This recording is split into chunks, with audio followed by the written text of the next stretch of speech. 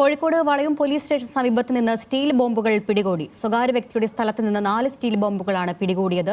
വളയം പോലീസ് അന്വേഷണം ആരംഭിച്ചു. വിവരങ്ങളുമായി കോഴിക്കോട് നിന്ന് രതീഷ് വാസുദേവൻ ചേരുന്നു. രതീഷ്, എന്തൊക്കെയാണ് വിശദാംശങ്ങൾ?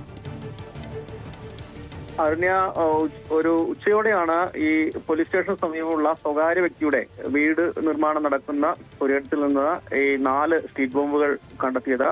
തുടർന്ന് അത് ബോംബ് സ്ക്വാഡെത്തി ചേലക്കാട് കോറിയിൽ കൊണ്ടുപോയി പരിശോധിച്ചതിന്റെ അടിസ്ഥാനത്തിൽ ഇത് ബോംബാണെന്ന് സ്ഥിരീകരിച്ചു. കരിങ്കൽ ചീളുകളും വെടിമരുന്നുകളൊക്കെ ആയിരുന്നു ഇതിനുള്ളിൽ ഉണ്ടായിരുന്നത്. എന്തായാലും ഈ പ്രദേശത്ത് ഇത്തരത്തിൽ മുമ്പും പലയിടങ്ങളിൽ നിന്നും ബോംബുകൾ കിട്ടിയ ഒരു സാഹചര്യമുണ്ട്. എന്തായാലും ഈ ബോംബുകൾ കാലപ്പഴക്കം ചെന്നതാണ്. മുൻപെപ്പോ ആ പ്രദേശത്ത് ആരെങ്കിലും ഉപേക്ഷിച്ചതാകാം എന്നാണ് ഇപ്പോൾ പോലീസ് കരുതുന്നത്. എന്നാലും ഇത് സംബന്ധിച്ച് വിശദമായ പരിശോധന വളയം പോലീസ് ആരംഭിച്ചു. ശരി, കോഴിക്കോട് നിന്ന് രതീഷ് വാസുദേവനാണ് വാർത്തയുടെ വിശദാംശങ്ങൾ നൽകിയത്.